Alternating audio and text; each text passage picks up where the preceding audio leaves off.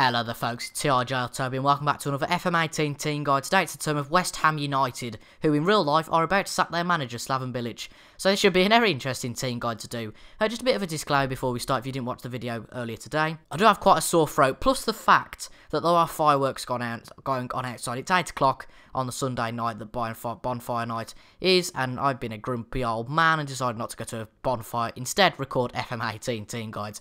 So if you can hear any of those in the background and my poor sore throat, I do apologise in advance. But let's get straight into the West Ham team guide today. Now in Premier League, in real life, they're not doing very well, but they've got a lot of good players. Joe Hart's on loan from he's on loan from Man City at West Ham. They've also got Adrian, who's a solid first-team goalkeeper as well. Jose Font, Winston Reid, Ogbonna, Zabaleta, has signed Sam Byram as well recently. And they've got the likes of stars in terms of Antonio, Javier Hernandez, and Marco Arnautovic. If we get straight into it then, in the dynamic screen, Mark Noble, James Collins and Winston Reid are the team leaders. James Collins is reaching the end of his career, so you might want to look to increase somebody else to that team leader spot, or sign someone else that might have the leadership to go into that team leader spot. And there's a lot of fireworks out there, blimey. If we look at the team report, there's a lack of quality. I can't believe this. There's a lack of quality in depth. The fireworks weren't like this before.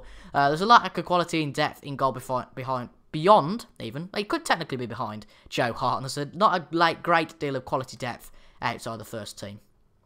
So on this team, if you look at the under-23s, you could actually promote Nathan Trott, who is a current ability of a useful rating for the first team, and then that would make it 3 goalkeepers in the first team. I don't think you'd have to complain about that whatsoever. So that's that pretty much sorted. If we go back to the team thing, well, it hasn't registered just yet, but it doesn't really matter. If we look in terms of overall depth, we've obviously tried to find players that cater for the poor decision making and passing in the team, and as I've said in previous videos, just to improve the coaching team, all you need to do is go on to responsibilities and get your chairman to hire coaching staff. It can be David Sullivan, David Gold, or even Karen Brady, the famous apprentice coach. Well, I'll tell you, is it a coach? It's an advisor, I think, to Lord Sugar. But less about the apprentice and more about West Ham United. A few players that I've recommended that you could sign. First one is Lucio Narsingh from Swansea. He's got very good pace, I believe, at 16. His passing is decent, definitely, at 14. His decisions at 10, so not too brilliant. But he's transfer listed for 12 million, a big 12 million. But the finances do cover it at 32 million as a transfer budget. But if we compare him to your best right winger, who I forgot who it is now, this is really bad, but if we compare him to Robert Snodgrass, he's quite competent. Narsingh, his speed is a lot better actually. Snodgrass really works out as a square, his does, but is he out on loan? I think he's out on loan at West Ham, at the Villa, so we'll compare him to Andre Ayew instead. That's probably the best thing to do.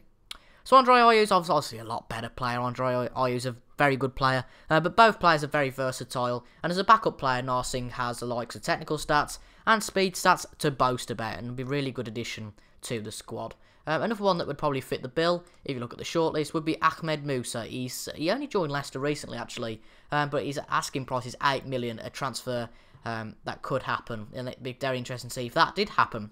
His passing's quite weak at 9, and his decisions are quite weak at 9, so forget this player for filling those poor stats on the team report. But as I said earlier, 8 million, and if we compare him to Andre Gray, Moose is probably a little bit better than Narsingh as an option, but would obviously cost you a little bit more. What do he cost you more, actually? I think Narsingh's 12 million to sign, so completely ignore that.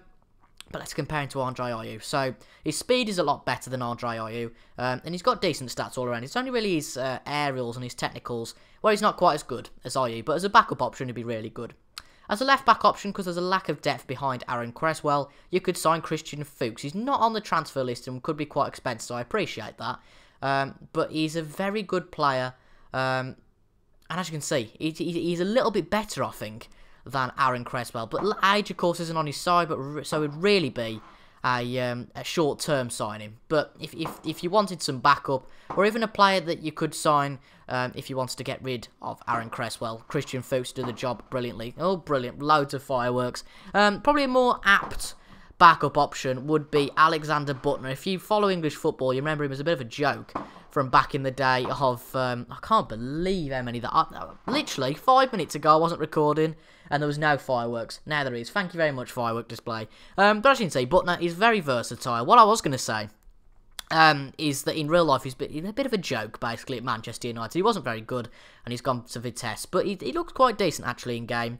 His physical speed and vision stats are exactly the same as Aaron Cresswell, as he's 10 months older than Aaron Cresswell and a Dutch nationality. His technicals are better, and the only stat he really is weak in is his aerial stats. So Alexander Butner would be a solid signing, not on the transfer list, but only 2.2 million. I'm sure he'd love a shot back at the Premier League after spells in Vitesse, Manchester United, Dynamo Moscow, Anderlecht, Moscow again, and then Vitesse, going full circle. Actually, no, he started at Ajax, but if you look at his Vitesse days, going full circle in that team.